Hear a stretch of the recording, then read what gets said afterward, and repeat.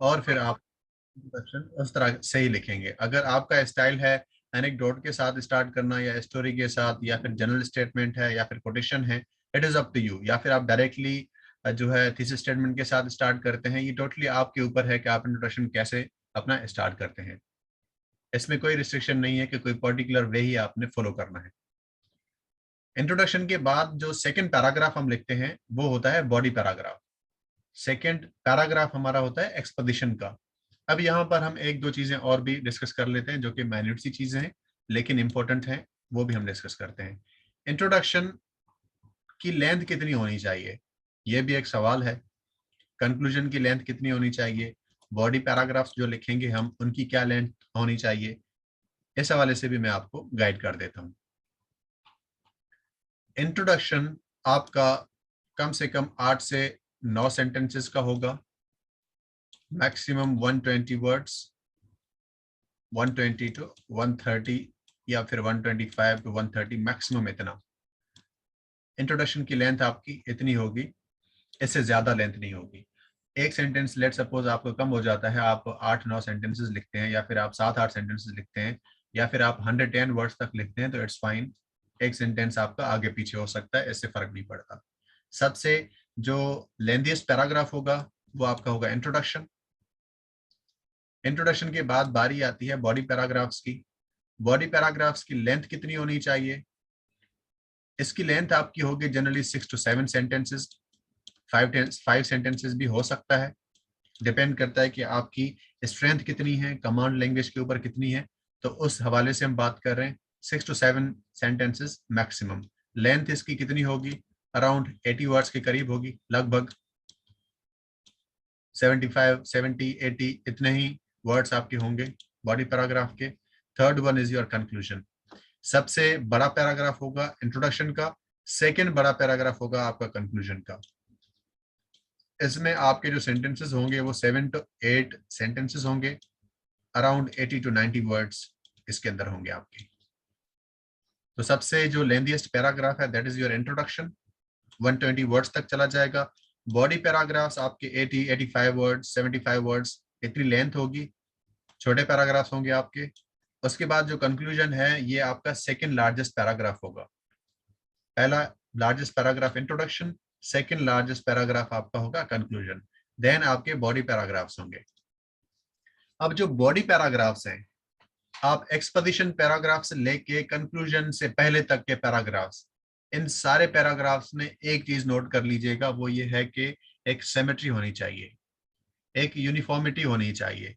Let suppose आपकी जो length है वो आपकी बन रही है 70 to 80 वर्ड्स की, तो थ्रू आउट फिर आपने यही इक्वल लेंथ मेंटेन करनी है।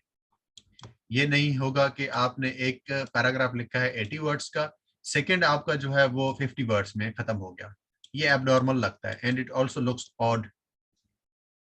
तो आपने ये इंश्योर करना है कि सारे जो पैराग्राफ्स हैं उनकी लेंथ ऑलमोस्ट इक्वल होनी चाहिए। अगेन एक सेंटेंस ज्यादा या कम हो जाता है तो इससे कोई फर्क नहीं पड़ता, लेकिन कोशिश आप यही करेंगे कि इक्वल लेंथ हो। ये तो बात हो गई लेंथ के हवाले से, वर्ड्स के हवाले से, सेंटेंसेस के हवाले से। अब हम बात करते हैं बॉडी पैराग्राफ्स की। जब हम बात करते हैं बॉडी पैराग्राफ्स की तो आफ्टर इंट्रोडक्शन जो आपका दूसरा पैराग्राफ होगा that will be your body paragraph. Body जो है आपकी, इसके जितने भी पैराग्राफ्स होंगे उसको हम कहते हैं body paragraph. Introduction and conclusion को हटाकर बाकी जो पैराग्राफ्स होंगे आपके वो सारे बॉडी पैराग्राफ्स कहे जाते हैं। अब ये जो आपके आर्ग्यूमेंट्स हैं इसमें कुछ टेक्निक्स हैं, इसमें कुछ पार्ट्स हैं आपके इंट्रोडक्शन के, पैराग्राफ राइटिंग के, कि पैराग्राफ राइटिंग के कौन कौन से पार्ट्स होंगे। One thing that you have to bear in mind that is, चाहे वो इंट्रोडक्शन हो, चाहे वो आपका कंक्लूजन हो, चाहे वो आपका बॉडी पैराग्राफ्स हो, सिर्फ एक चीज आपने माइंड में रखनी है, वो ये है कि always always try to understand the demand of the examiner. Examiner आपसे क्या पूछ रहा है और उसके अकॉर्डिंग आप सप्लाई करेंगे। जो डिमांड है उसके अकॉर्डिंग आपकी सप्लाई होगी, ना उससे ज्यादा ना उससे कम।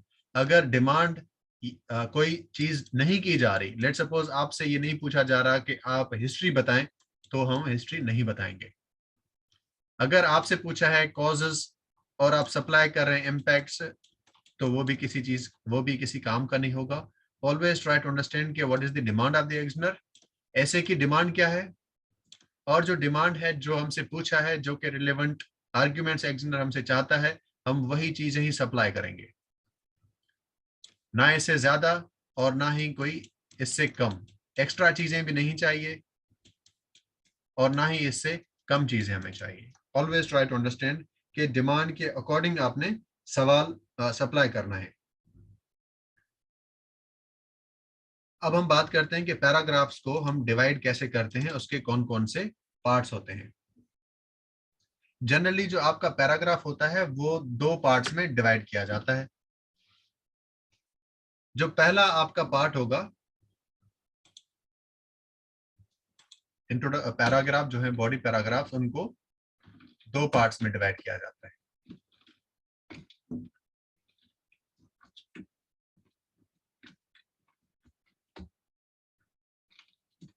पहला जो पार्ट होगा आपका वो होगा आर्ग्यूमेंट का,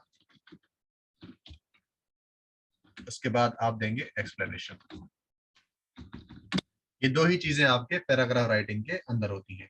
अब ये जो आर्ग्यूमेंट है और जो एक्सप्लेनेशन है, ये किस तरह से लिखनी है, कैसे लिखनी है, कौन कौन सी चीजें ऐड करनी है, कौन सी हमने नहीं ऐड करनी, इस चीज को अब अंडरस्टैंड करने की कोशिश करें। सबसे पहले आपने लिखना है टॉपिक सेंटेंस।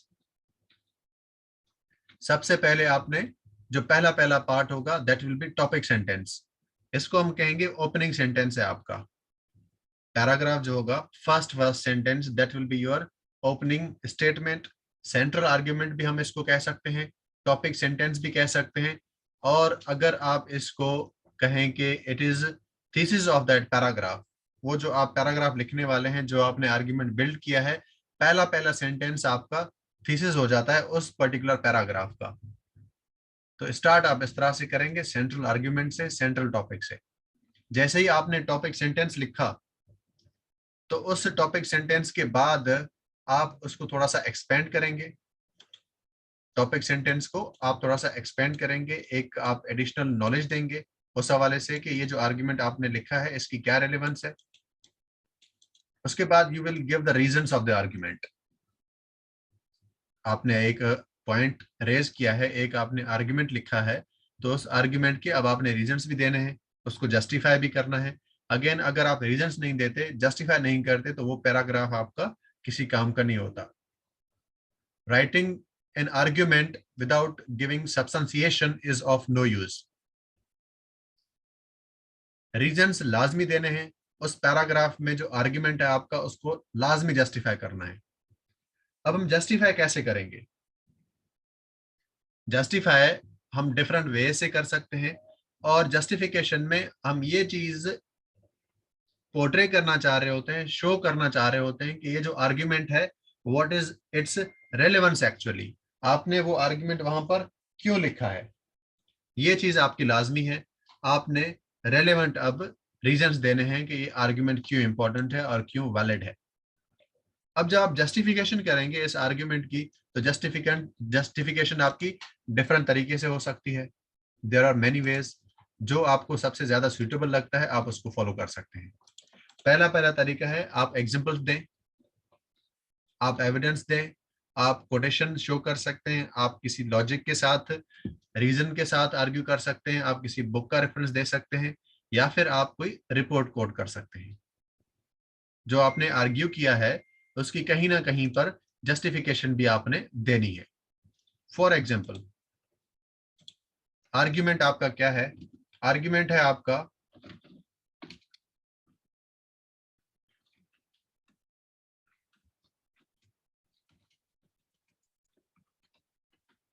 मैं कहता हूं कि poverty is in every nook and corner of Pakistan.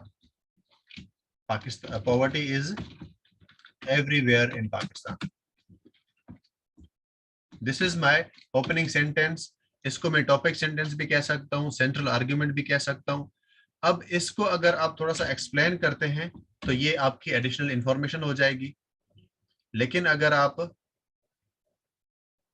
Corruption पे भी बनाते हैं, एनर्जी क्राइसिस पे भी बनाते हैं, लेकिन अगर आप इसको एक्सप्लेन नहीं करते डायरेक्टली, आपके पास जो एविडेंसेस हैं आप उनको शो करना चाह रहे हैं, तो अब आप किसी रिपोर्ट को कोट करेंगे। रिपोर्ट आपके पास कौन सी होगी? Economic survey of Pakistan.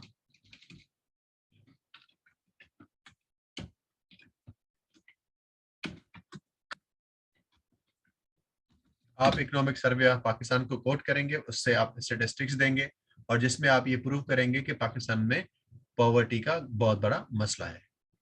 इस तरह से आप अपने पैराग्राफ को जस्टिफाई करेंगे। अब इसमें आप लॉजिक का भी यूज कर सकते हैं, इसमें आप किसी किताब का रेफरेंस भी दे सकते हैं, आप एविडेंस भी दे सकते हैं, आप अपने कॉमन सेंस को यूज करके भी आप इस पैराग्राफ को जस्टिफाई कर सकते हैं। एक और एग्जांपल देख लें, ऑनर किलिंग की ऊपर बात हो रही है। लेट्स सपोज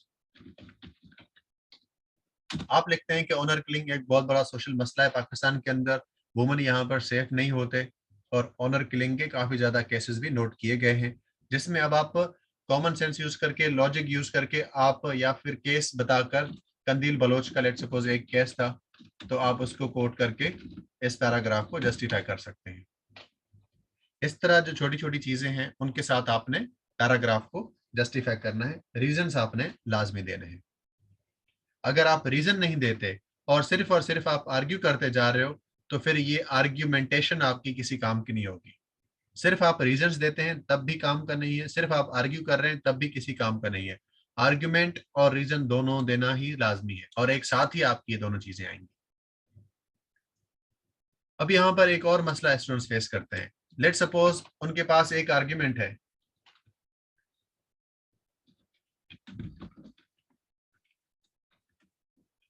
पाकिस्तान में भाई गवर्नेंस के बहुत बड़े मसले हैं। उसके रीजंस क्या हैं? एक रीजन हम कहते हैं कि करप्शन है।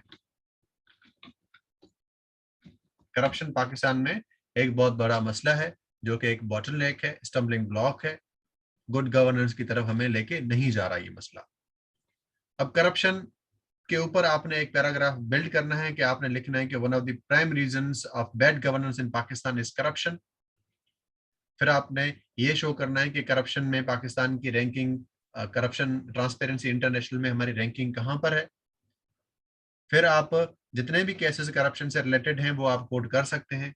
अब करप्शन का टॉपिक जो है, इसमें बहुत सारी चीजें स्टूडेंट्स कोट कर पाते हैं। हो सकता है कि जो सब्सटेंसिएशन है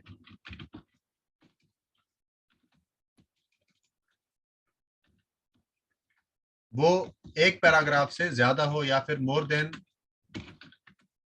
वन एग्जांपल आपके पास है और आपका एक पैराग्राफ लेंदी हो जाता है, तो इस केस में क्या करना है? आर्ग्यूमेंट आपके पास एक ही है कि करप्शन एक बहुत बड़ा मसला है गवर्नेंस के अंदर, लेकिन उस आर्ग्यूमेंट को जस्टिफाई करने के लिए आपके पास तीन एग्जांपल्स हैं। अब तीन एग्जांपल्स एक पैराग्राफ में फिट नहीं हो पाएंगे, तो क्या आपने दो पैराग्राफ्स लिखने हैं या फिर तीन पैराग्राफ्स लिखने हैं? अगर दो पैराग्राफ्स लिखेंगे एक आर्ग्यूमेंट पे तो कैसे लिखेंगे? तीन लिखेंगे तो कैसे लिखेंगे? ये स्टूडेंट्स इशू फेस करते हैं। तो इसका सोल्यूशन ये है कि आप सिर्फ एक एग्जांपल लिखेंगे। अगर आप एक आर्ग्यूमेंट है उसके ऊपर आप दो पैराग्राफ्स लिखेंगे, तीन लिखेंगे या फिर चार लिखेंगे, मार्क्स आपको उतने ही मिलेंगे जितने कि एक आर्ग्यूमेंट के हैं। जस्टिफिकेशन पे आपको मार्क्स नहीं मिलेंगे, मार्क्स आपको मिलते हैं नंबर ऑफ आर्ग्यूमेंट्स पे, कि आपके टोटल आर्ग्यूमेंट्स कितने हैं। अगर एक आर्ग्यूमेंट है तो उतना ही स्कोर होगा, दो आर्ग्यूमेंट्स हैं तो उतना स्कोर होगा। लेकिन अगर आर्ग्यूमेंट एक है और उस पर तीन पैराग्राफ्स हैं तो इससे आपका स्कोर इंक्रीज नहीं होता। देयरफॉर अगर आपके पास ज्यादा डेटा है तो रिस्ट्रेन योरसेल्फ। ऐसे के अंदर ये भी एक इंपॉर्टेंट क्वालिटी है ऐसे की, कि आप डिमांड के अकॉर्डिंग नॉलेज सप्लाई करते हैं, उससे एक्स्ट्रा नॉलेज आप सप्लाई नहीं करते। बिकॉज ये ऐसे करप्शन के ऊपर नहीं है, ये ऐसे है बैड गवर्नेंस के ऊपर, जिसमें आपने रीजंस या फिर फैक्टर्स बताने हैं। सर अगर रीजंस या फिर कॉजेज इसी में बताएंगे तो नेक्स्ट पोर्शन में रिपीटेशन नहीं हो जाएगी? बैड गवर्नेंस के कॉजेज क्या हैं, उसमें से एक कॉज आप जो है करप्शन लिख रहे हैं। नेक्स्ट में मैं समझा नहीं, आप इसको थोड़ा सा एक्सप्लेन करें किस कॉन्टेक्स्ट में आप सदाम पूछ रहे हैं। अब हम आते हैं कि फुल फ्लेज एक पैराग्राफ हम एक्चुअली कंस्ट्रक्ट कैसे करेंगे। अस्सलाम वालेकुम सर। जी वालेकुम सलाम। सर मैं ये बोल रहा हूँ कि अगर मैं एक पैराग्राफ बना रहा हूँ अभी फॉर एग्ज़ाम्पल कुछ हम कागज़ या कुछ भी सब्स्टेंशिएट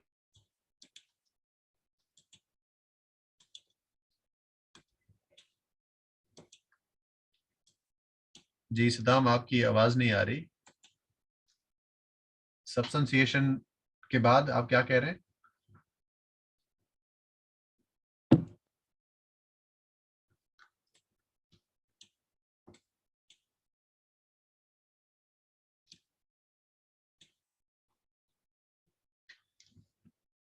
It means one body paragraph is equal to one argument, yes, or vice versa. One argument is equal to one body paragraph. Arguments increase करने पे स्कोर आएगा। आर्ग्यूमेंट आपका एक ही है लेकिन उस पे पैराग्राफ 3 है, तो इस पे आपका स्कोर नहीं आता। इन दी एंड अगर इस हवाले से आप मुझसे पैराग्राफ्स कंस्ट्रक्ट करवाना भी चाहें तो मैं आपको पैराग्राफ्स कंस्ट्रक्ट भी करके दिखाऊंगा कि कैसे एक आर्ग्यूमेंट पे हम 2 से 3 पैराग्राफ्स लिख लेते हैं। लेकिन वो ना ही इम्पोर्टेंट है और ना ही आपको सजेस्ट किया जाता है कि आप पेपर में लिखें। टाइम लिमिटेड होता है, एक आर्ग्यूमेंट होगा उसके ऊपर एक ही पैराग्राफ लिखेंगे, हम एक ही एग्जांपल देंगे। उसमें आप एक पैराग्राफ में 2 एग्जांपल दे देते हैं लेकिन पैराग्राफ की लेंथ इंक्रीज नहीं कर रहे, तो भी it is fine, it is completely fine. अब हम आते हैं कि हम पैराग्राफ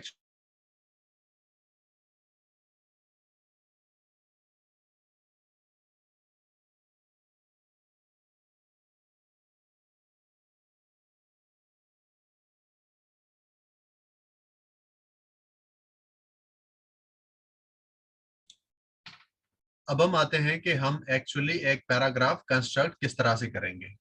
टॉपिक आपके पास जो कल वाला था उसको ही हम ले लेते हैं। Energy crisis in Pakistan, causes and consequences आपका टॉपिक है। एक आपका इंट्रोडक्शन हो जाएगा। इंट्रोडक्शन कैसे लिखना है इस हवाले से कल हमने प्रैक्टिस की थी। इंट्रोडक्शन के बाद सेकंड जो आपका आर्ग्यूमेंट होगा that will be exposition paragraph. Third में अब आप बता रहे हैं कॉजेज ऑफ एनर्जी क्राइसिस। पहला पहला आपका आर्ग्यूमेंट है related to causes of energy crisis. Let's suppose आप पॉलिटिकल लेवल पे बता रहे हैं और वो है आपका करप्शन। एक वर्ड की हेडिंग नहीं होगी, डेफिनेटली हम एक सेल्फ एक्सप्लेनेटरी हेडिंग दे देंगे।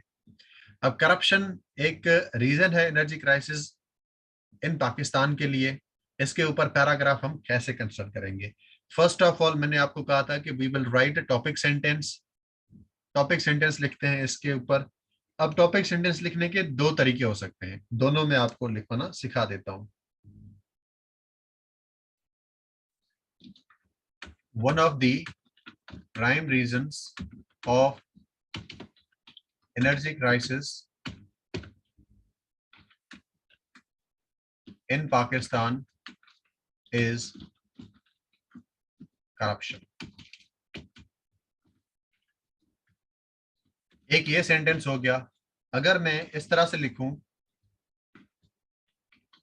Corruption is one of the prime reasons of energy crisis in Pakistan.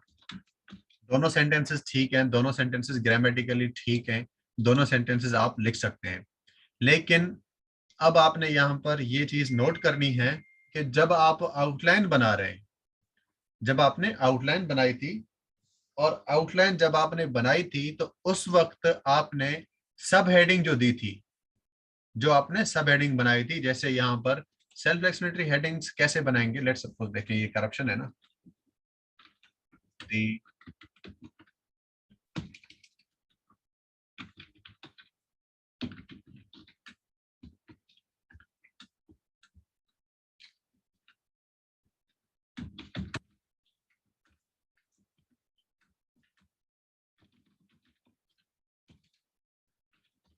या फिर बस यहाँ पर हम लिख देते हैं, ठीक है। ये सेल्फ एक्सप्लेनेटरी हेडिंग होगी आपकी, the despicable nuisance of corruption in energy sector. इस तरह के एडजेक्टिव्स ऐड करके, 2-3 वर्ड्स आप ऐड करके, एक्सटेंड करके। जी सदाम जो है डिस्कनेक्ट हो गए हैं, बिल्कुल।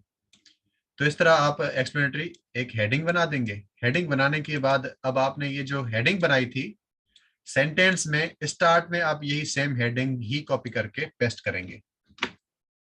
ये देखें, यहां पर मैं इसको पेस्ट करता हूं।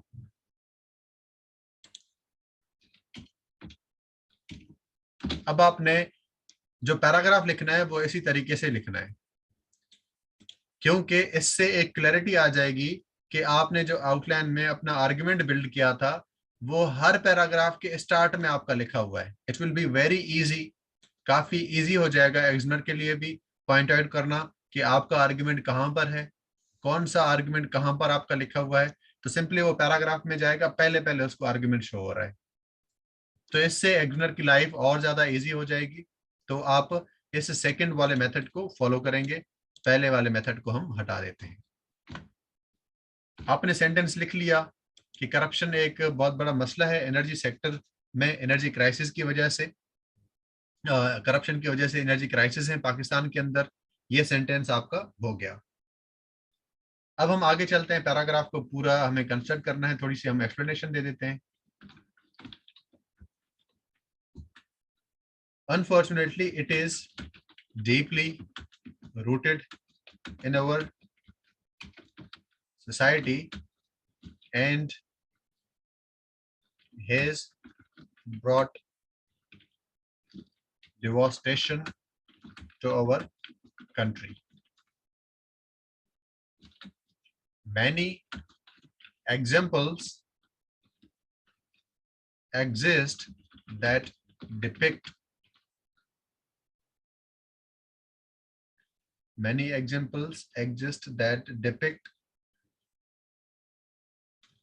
the cause of, हम कह सकते हैं कि its fallout on the energy sector। यहां तक आपने ये लिख लिया। अब अगर आपके पास टाइम शॉर्ट है, अगर आप के पास टाइम शॉर्ट है और आप जल्दी जल्दी कंक्लूजन पे पहुंचना चाह रहे हैं, तो उस सिचुएशन में आप एक चीज कर सकते हैं, ये भी आप अपने पास नोट कर लें। जनरली हम ये चीज नहीं करेंगे, लेकिन अगर टाइम हमारे पास नहीं बचा और हम समहाउ ऐसे पास भी करना चाह रहे हैं और एग्जामिनर को अपनी वीकनेस शो भी नहीं करना चाह रहे, तो फिर आप यहाँ पर एक और चीज करेंगे। वो क्या है? वो ये जो हम यहाँ पर लिख रहे हैं ना, ये डीपली रूटेड है और इसकी वजह से काफी ज्यादा नुकसान हुआ है, ये एक्सप्लेनेशन का पार्ट हटा देंगे आप।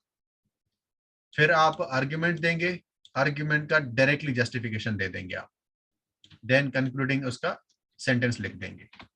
बस ये सेंटेंस आपका यहाँ से हट जाएगा जिसमें हम एडिशनल इंफॉर्मेशन दे रहे हैं।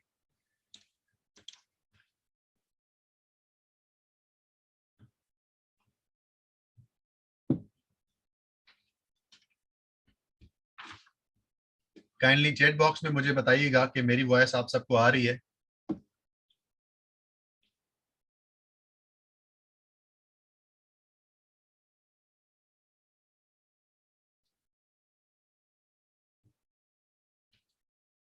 Please let me know in the chat box. Am I audible to all of you?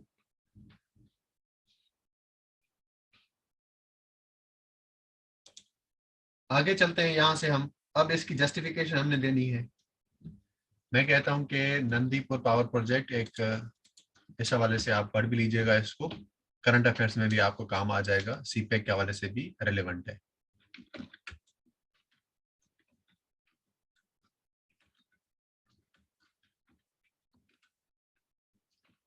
Example in this regard कि इस पावर प्रोजेक्ट के अंदर करप्शन हुई है, इसी वजह से पाकिस्तान के अंदर एनर्जी क्राइसिस होते हैं। आई थिंक मेरी वॉइस क्लियर आ रही है।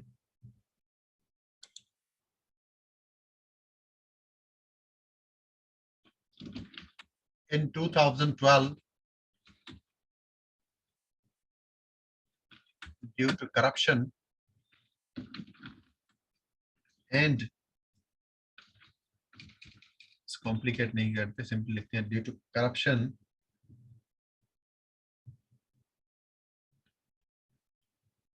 The national exchequer suffered loss of rupees 113 billion. ये आपका एक पैराग्राफ हो गया, आपने आर्गुमेंट दे दिया, आपने इसकी जस्टिफिकेशन दे दी। अब अगर आपके पास एक और एग्जांपल है तो आप उसी एग्जांपल को यहां पर ऐड कर सकते हैं। कहता हूं similarly corruption in rental power plants. अब इसकी डिटेल्स आप यहां पर लिख देंगे, लेकिन अगेन हम दो एग्जांपल्स नहीं लिखेंगे, सिर्फ एक ही एग्जांपल लिखेंगे, इतना टाइम हमारे पास नहीं होता।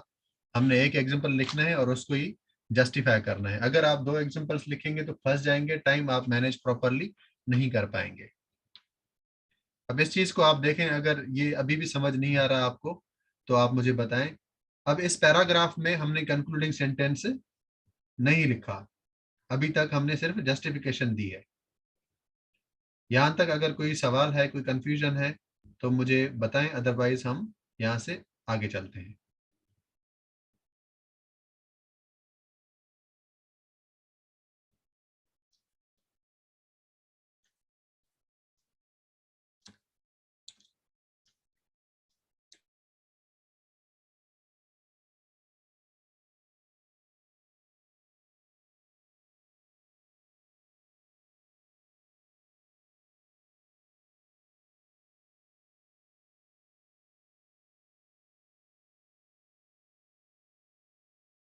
जी, kindly let me know in the chat box. ये जो पैराग्राफ हमने बनाया है ये आपको समझ आया? इससे रिलेटेड कोई कंफ्यूजन, कोई सवाल तो नहीं है?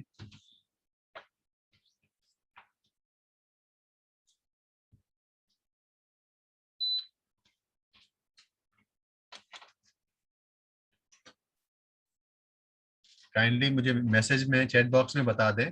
मेरी वॉइस तो आप सबको आ रही है, ये तो बताएं। और भी clear?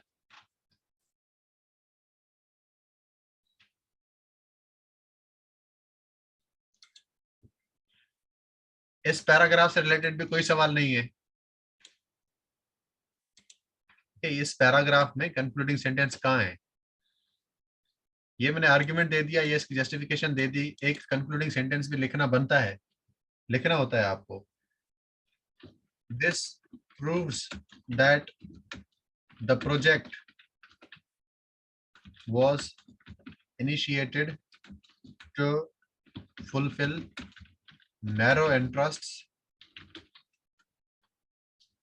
instead of providing any relief.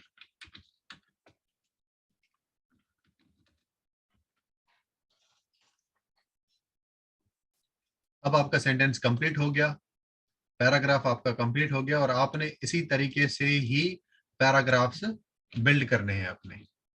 यहाँ पर जो पैराग्राफ राइटिंग में सबसे इंपॉर्टेंट चीज है और जिसकी वजह से स्टूडेंट पिटता है एग्जाम में, वो कौन सी चीज है वो मैं आपको अभी बताता हूं। यहाँ पर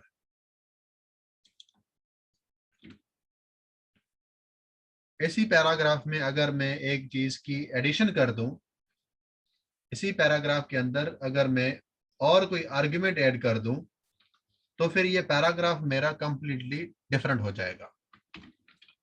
लेट्स सपोज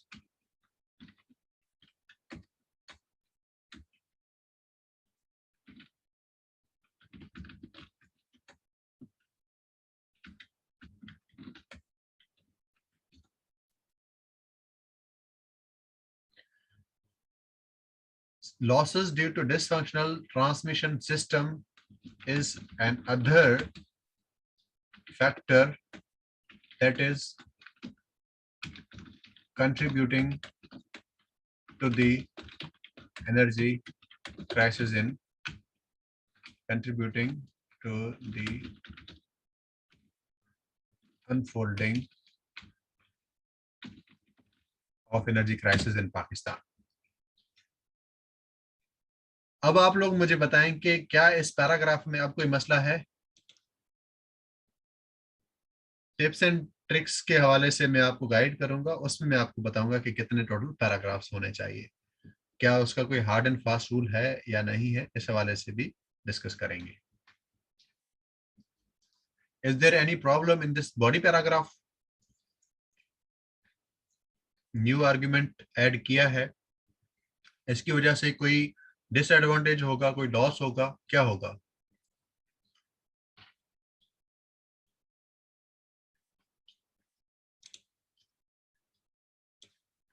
इसकी वजह से नुकसान क्या है? मैंने एक आर्ग्यूमेंट ऐड किया है, सबीन आप बताएं इसकी वजह से नुकसान क्या है? क्या होगा अगर मैंने यहां पर एक आर्ग्यूमेंट ऐड कर दिया इधर ही?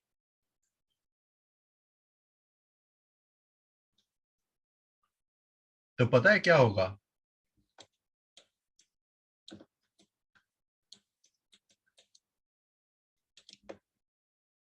तो ये होगा 0 आउट ऑफ 100. नहीं, फेल हो जाएंगे. इस चीज को नोट कर लें. स्टूडेंट्स एक ये भी गलती करते हैं जिसकी वजह से उनका 0 स्कोर आ जाता है और फिर होते हैं कि स्कोर 0 क्यों आया, मैंने तो सब कुछ अच्छा लिखा था, इतने इतने आर्ग्यूमेंट्स लिखे थे, 18 पेजेस लिखे थे मैंने, 25 आर्ग्यूमेंट्स लिखे थे, 50 किताबों के रेफरेंसेस दिए थे, फिर भी 0. तो क्यों 0 आया था? एक थंब रूल है पैराग्राफ राइटिंग का, उस थंब रूल को आप याद कर लें.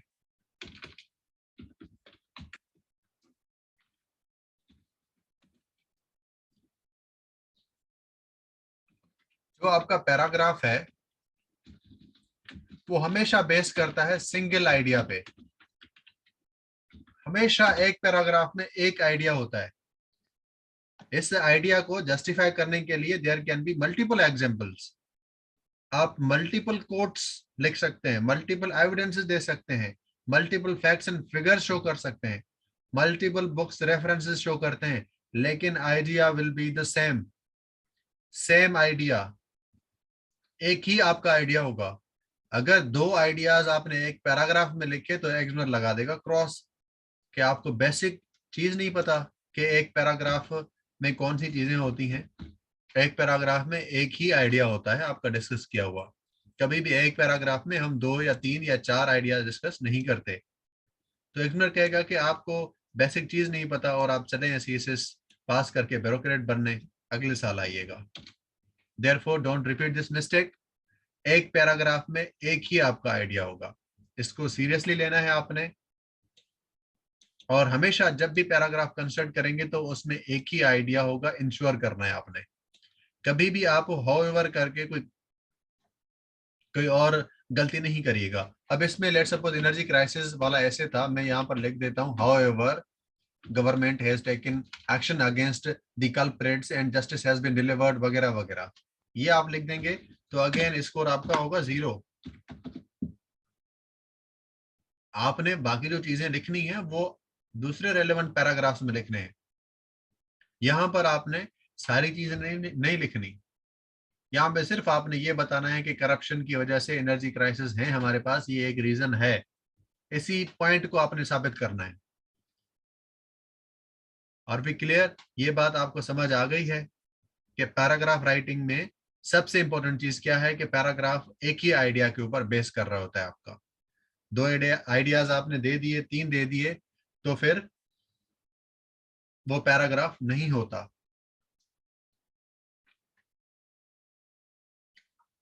ये चीज सबने नोट कर ली है? तलहा, शाहजहान, नवल, मुर्जा सब मुझे बताएं.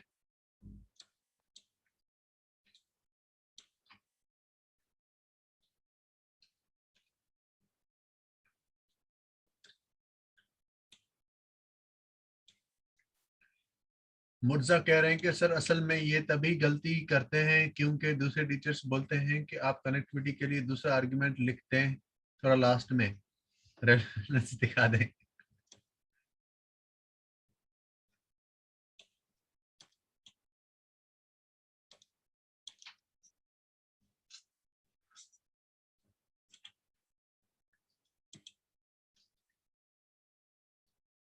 1 मिनट में पानी पी लो।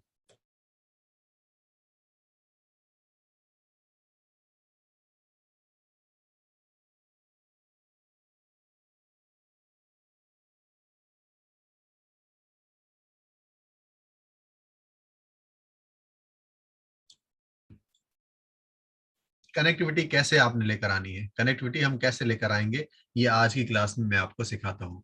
एक पैराग्राफ से दूसरे पैराग्राफ की तरफ जब हम शिफ्ट करेंगे